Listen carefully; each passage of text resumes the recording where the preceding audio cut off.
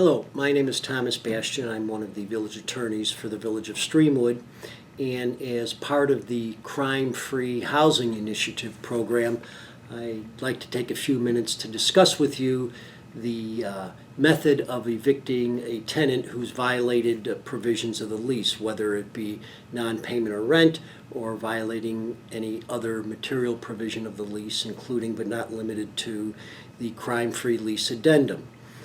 In Illinois, a property owner, property manager, or landlord can only evict or dispossess a tenant under the provisions of what's called the Illinois Forcible Entry and Detainer Act.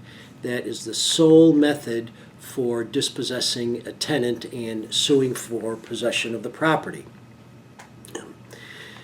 A tenant can be evicted for violations of, as I said, any material violation of the lease, including but not limited to violations of the crime-free lease addendum.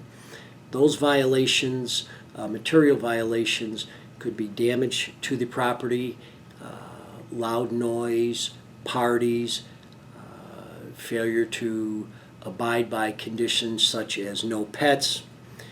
There are two types of action under the Forcible Entry and Detainer Act. One for possession only and one for possession and rent. Each action requires a different type of notice. For an eviction other than unpaid rentals, the landlord must serve the tenant with a 10-day notice to quit. For violations of non-payment of rent, even if that includes other violations of the lease, the tenant must be served with a 5-day notice of termination of tenancy. Under both circumstances, the notice must be personally served or served by certified mail, return receipt requested. If the notice is just posted on the door or shoved under the door, the tenant may have an argument, and a strong argument, that he or she was not properly served. In addition, the person serving the notice of termination of tenancy, and it doesn't have to be the landlord or property owner or property manager, anyone can serve that notice, but they must also sign a proof of service attesting to the fact that they were served. The ideal situation is to serve the tenant himself. However, anyone residing on the premises over the age of 13 years can be served, but I suggest a follow-up notice be sent regular mail to the tenant. Now, if the action is for possession only without rent because of non-rental violations, you must serve the tenant with a 10-day notice to quit. No other notice is required. If the action is for rentals, you serve, as I said earlier, a 5-day notice of termination of tenancy. If the tenant pays the overdue rentals in full within that 5-day period, you may not proceed with your eviction action. But again, only full payment of all rentals due and owing are acceptable. If you take part of it, you may still proceed with the action. The process to evict the tenant is relatively simple. In your packet of materials, you have a sample complaint for possession and a sample complaint for rent and possession, or a sample complaint for possession only based upon a non-monetary breach. Please review the complaint form and fill it out exactly as the sample shows. It's very important that you include the landlord's name as the plaintiff. The defendants are the tenants on the lease, but in addition, you must now also include, after the name of the tenants, unknown occupants. When the complaint is properly filled out and signed, you will take the complaint along with the summons. There is a summons included in your packet. You will take that to the Rolling Meadows Courthouse, located at 2121 Euclid Avenue, Rolling Meadows, Illinois, and that's in the 3rd Municipal District. The Village of Streamwood is in the 3rd Municipal District, and that is the proper venue for the eviction court. You will give the one original and 3 copies to the clerk of the court, and that is located in room 121 on the 1st floor of the Rolling Meadows Courthouse. The clerk will stamp the copies and the original. The clerk will keep the original. You will also give copies and an original summons, which the clerk will stamp. You will pay your filing fee at the clerk's office, and the clerk will direct you across the hall to the Cook County Sheriff for purposes of service. There is a filing fee for service of process also. You will give all of that to the sheriff.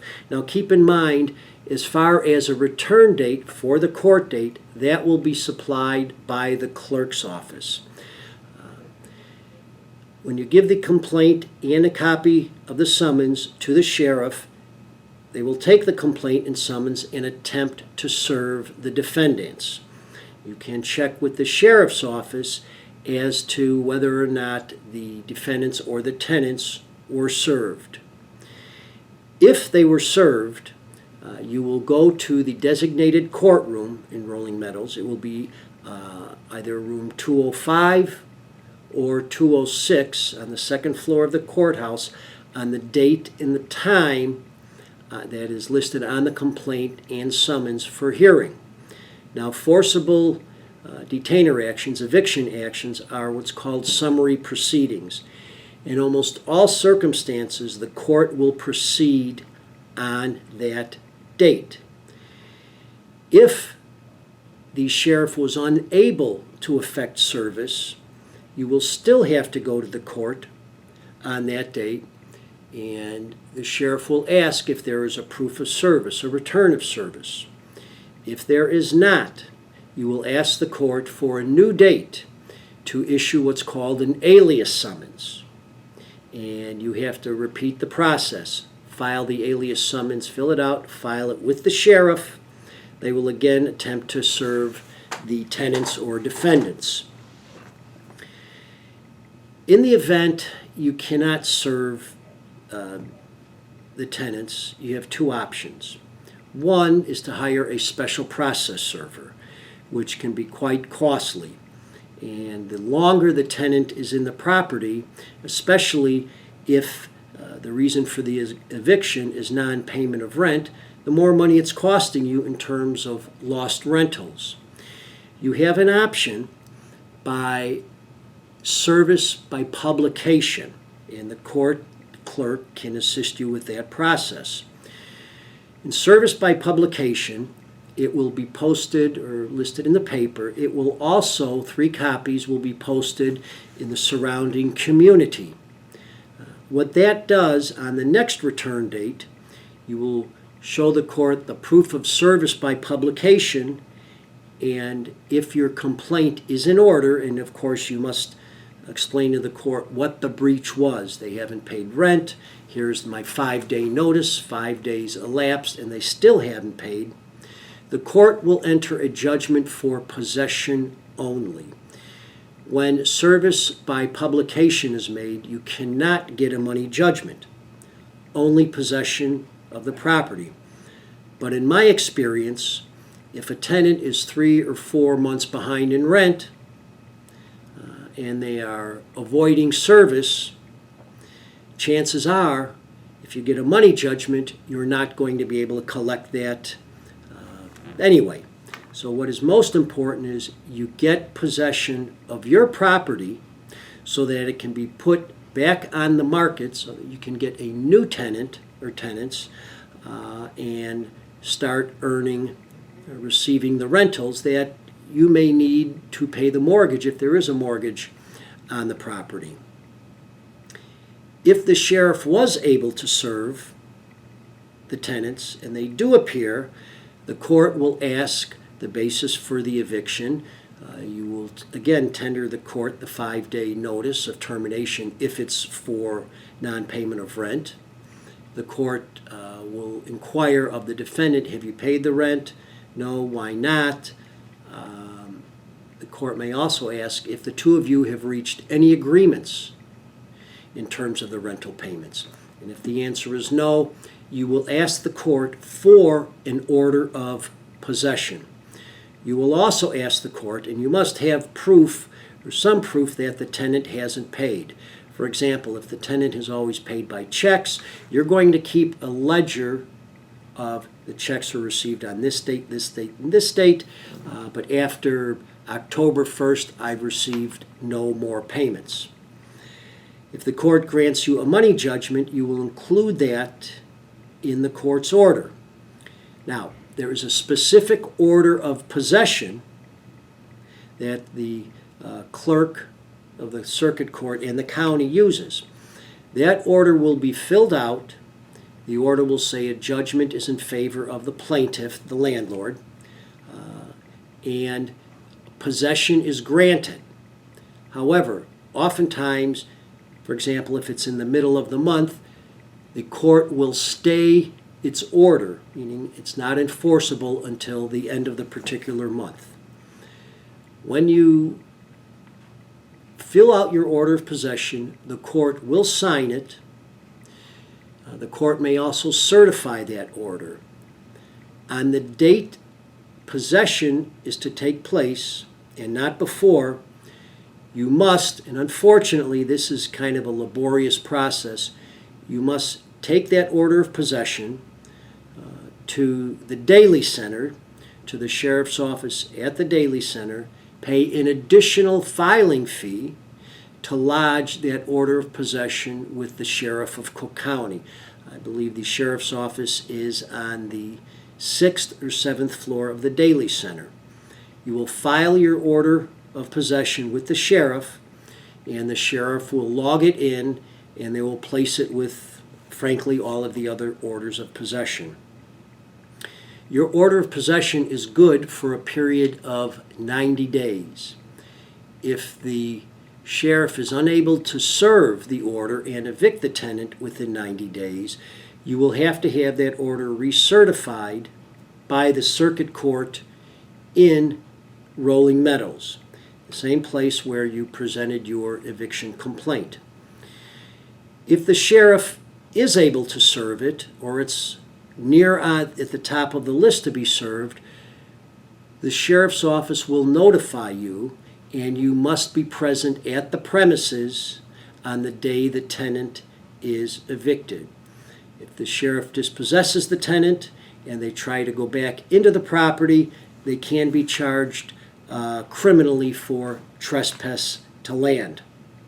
Now, assuming everything goes smoothly, get your order of possession, and the court enters the money judgment in your favor, you must seek to enforce the money judgment, whether that be by a citation to discover assets or a non-wage property garnishment.